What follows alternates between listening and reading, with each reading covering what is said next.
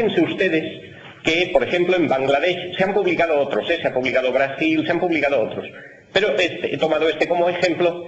Tanto en el área rural como en el área urbana, la frecuencia de personas que sufren fibromialgia es prácticamente la misma que encontramos en la población de Manhattan. Son personas que realmente siguen recogiendo arroz, que no tendrán nunca ningún tipo de protección social, pero la proporción no parece que aumente en aquellos lugares donde realmente la protección social es más alta, sino que en todo caso es muy similar.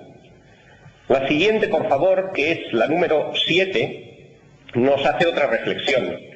Cuando se produjo la catástrofe de las Torres Gemelas en Nueva York, que todos ustedes recuerdan, una de las conclusiones que después de aquella debacle surgió fue el inicio de estudios epidemiológicos buscando el incremento de determinadas patologías en la población de Nueva York. Uno de estos estudios, que conduce un amigo mío, el profesor Nathanson, es un estudio que se publica regularmente cada 6 meses y que nos da una idea del incremento que se suponía tenía que haber de fibromialgia después de los ataques a las Torres Gemelas. Bien, lo cierto es que no ha sido así. Pongo de momento, porque no sabemos si lo que pasa es que necesitamos mucho más tiempo para que este efecto se note. Pero de momento esto no ha sido así. Es decir, las grandes catástrofes, las grandes cosas colectivas, no parece ser que sean una de las causas probables para favorecer el desarrollo de la fibromialgia. Probablemente sí, en personas concretas o a título individual, pero no de forma colectiva. Si pasamos a la número 8, por favor. Esta es la diapositiva del qué ocurre. En definitiva, ¿qué pasa? Pues lo que nos ha comentado también la doctora González previamente. Existe un desplazamiento, ustedes ven aquí en su pantalla 2 curvas, una responde, que sería la azul, responde a la sensibilidad normal al dolor, a todas las personas. Si cogemos y nos empezamos a apretar con fuerza en algunos puntos, pues a partir de una cierta presión notaremos dolor. La persona con fibromialgia tiene desplazado su umbral de dolor de tal manera que experimenta dolor en niveles de presión que frente a las personas sanas no producirían ningún tipo de dolor. Esto es en esencia lo que ocurre. Lo que pasa es que esto se va complicando. Pasamos a la siguiente, por favor.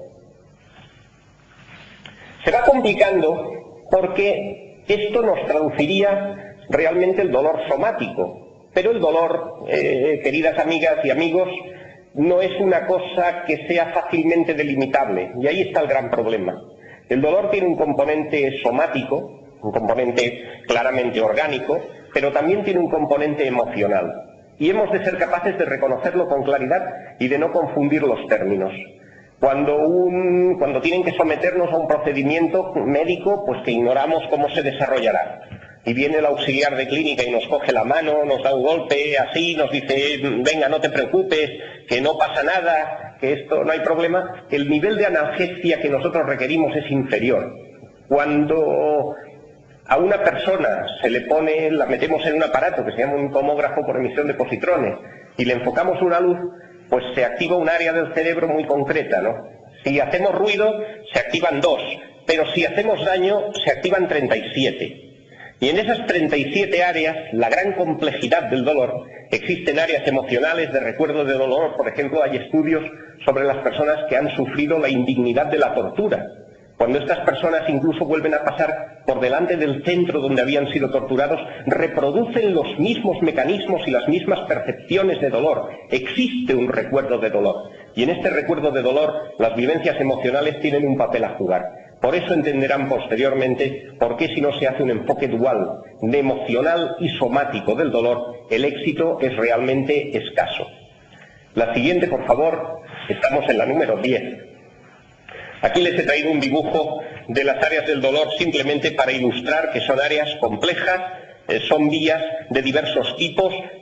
Cuando, por ejemplo, un paciente con fibromialgia llegamos al extremo de la propuesta de un parche de morfina, que él se piensa, pues claro, la morfina, pues cuando te la ponen porque has tenido un accidente o te has roto la pelvis o te has hecho una gran fractura muy dolorosa, pues efectivamente la morfina es tremendamente eficaz. Pero en la fibromialgia no es así.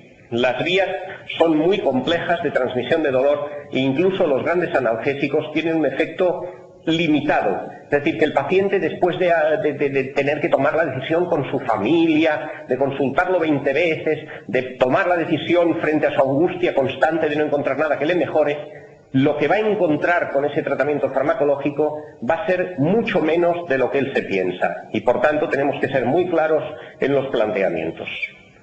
Por favor, si me pasa la siguiente, que es la número 11, veremos aquí que el dolor, como decíamos, pues tiene estos componentes somáticos y emocionales y que en función de diversos parámetros que aquí tenemos, como la personalidad, el estado de ánimo, el enfado, la frustración, la relación con otras personas, el nivel cognitivo, el sexo, la edad. Es decir, es tan sencillo como pensar que lo mismo que todos no vemos igual los colores, y para eso es necesario pues los pantones, porque es un color internacional que incluso las máquinas pueden fabricar y es siempre el mismo, el ojo no ve siempre el mismo color. Bien, pues todos no sentimos el mismo dolor. Y sobre ese sustrato ya previo se asienta con mucha más facilidad la fibromialgia. La siguiente sería la 12, por favor. Este es otro concepto que desde mi punto de vista es importante.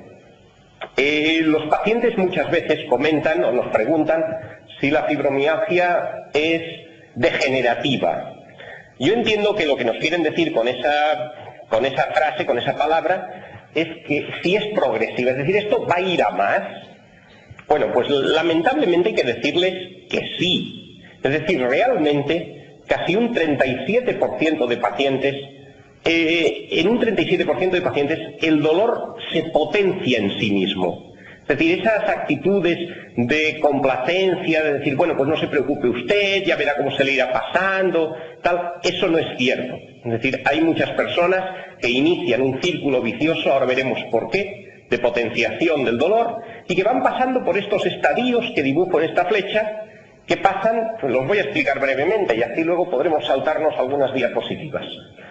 Vamos a ponerlo lo que sería la historia natural de una persona con fibromialgia. Pues bien, es una persona que hace una vida normal y un buen día se da cuenta que empieza a tener dolores, pero que no tienen nada que ver con la fibromialgia que tendrá después. Por ejemplo, personas que han tenido facilidad para hacer dolores menstruales importantes, continuados durante muchos años, dolor pélvico, un dolor plantar en las plantas de los pies sin ninguna causa aparente, dolor miccional, dolor en el coito, sensibilidad dental, migrañas.